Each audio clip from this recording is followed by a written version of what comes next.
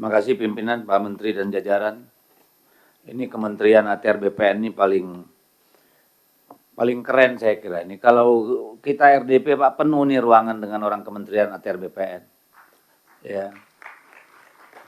Di Zoom juga ada banyak. Saya kira tapi juga saya kira perlu ditimbangkan efektivitasnya ya. Karena di luar juga banyak, di sini banyak. Mudah-mudahan ini betul-betul bisa mempercepat tugas teman-teman semua di Kementerian ATR BPN.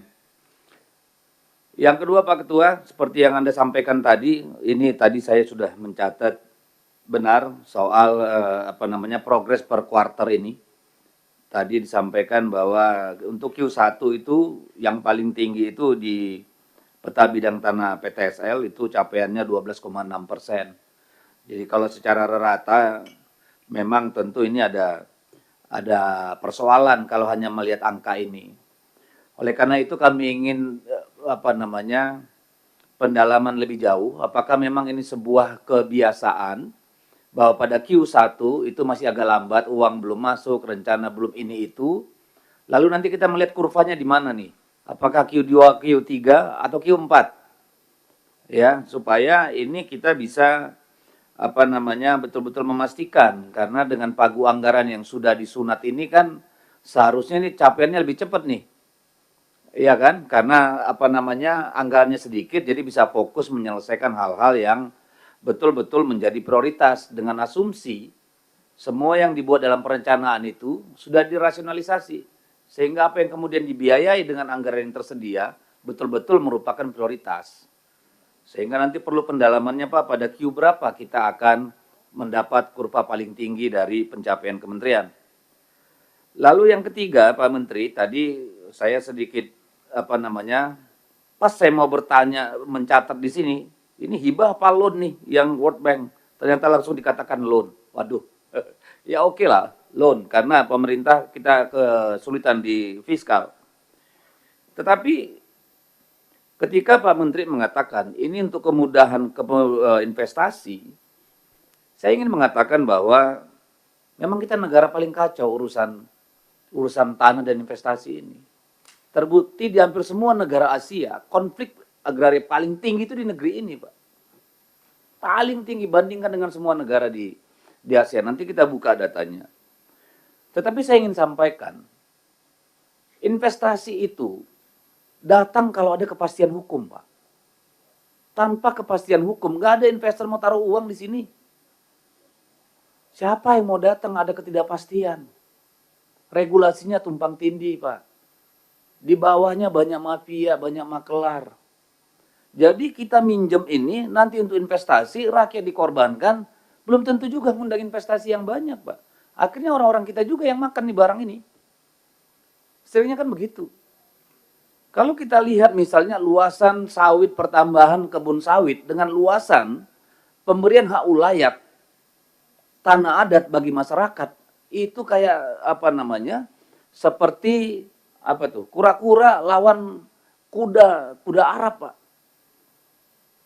Nggak sebanding. Jadi saya mohon juga Pak Nusron, di era Bapak ini, tolong diseimbangkan antara ini untuk kemudahan investasi juga dengan jaminan, Pak, terhadap hak masyarakat, Pak. Harus ada keseimbangan, Pak.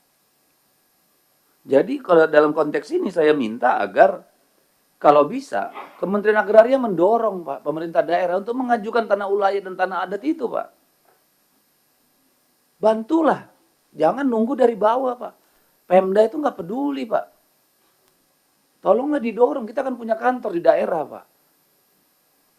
Supaya ada percepatan juga untuk pengajuan hak-hak itu. Karena apa, Pak? Potensi ledakan sosial kita dengan pertambahan populasi terus-menerus, tetapi tanah semakin mengerut, Pak. Ini suatu saat akan jadi ledakan berdarah-darah di Republik ini, Pak. Jadi tolong ada keseimbangan antara investasi dengan hak masyarakat. Tolong kita dorong itu juga, Pak. Ya.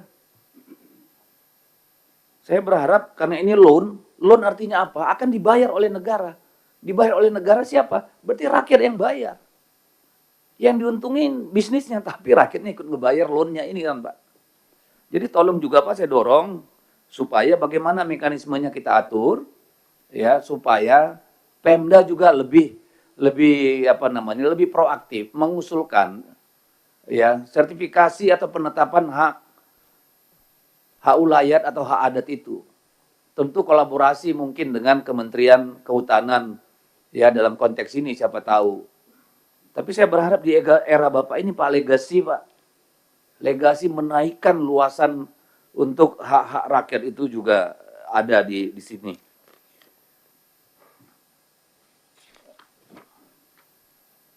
Ini kalau saya lihat kan di sini hingga tahun 2025 itu baru 56 sertifikat hak pengelolaan HPL. Ya. Dari 18 kesatuan masyarakat hukum adat, Pak.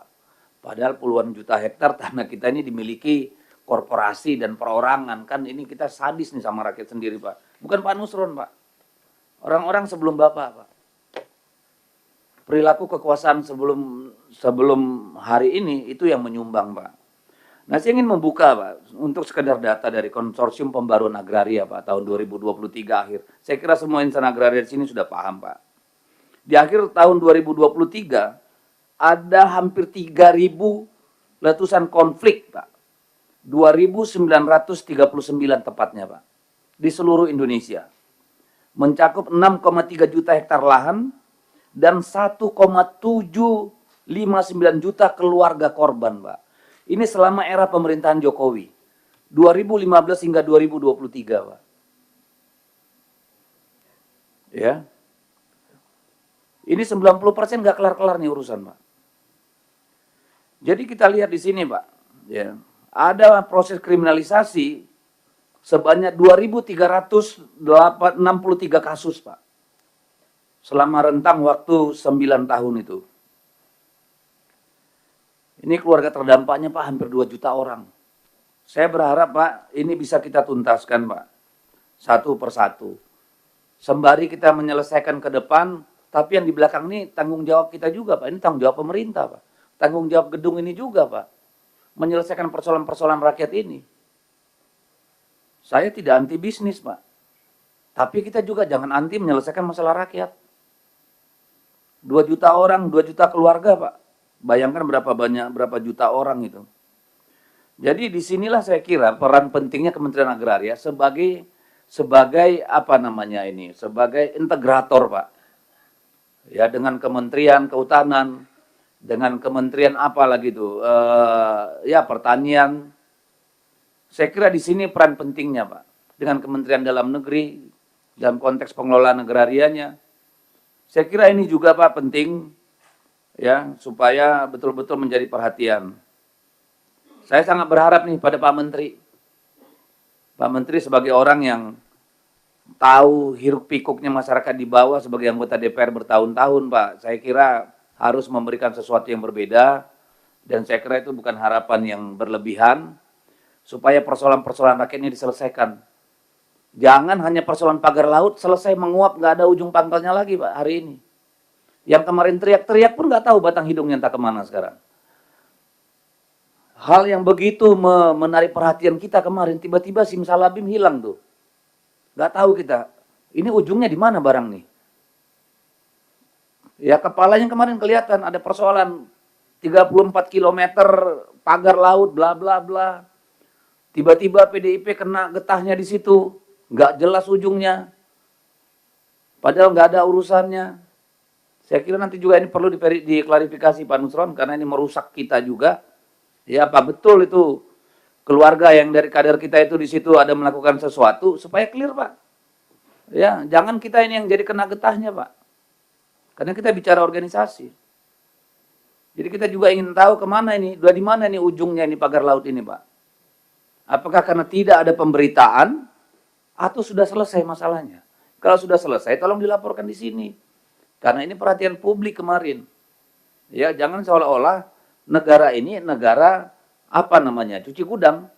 Ada kasus ribut, habis itu lempar ke gudang belakang, lupakan semua. Kapan kita belajarnya? Lagi-lagi ini bukan Pak Nusron sebagai personal. Ini soal bagaimana kita mengelola negara. Apa kayak begini kita? Tiap ada masalah, hilang karena masalah baru. Bukan karena kita selesaikan. Kan begitu nih, Pak Nusron. Saya kira begitu, pimpinan. Terima kasih. Terima kasih Pak Deddy Sitorus dari PDI Perjuangan. Selanjutnya dari fraksi Partai Golkar.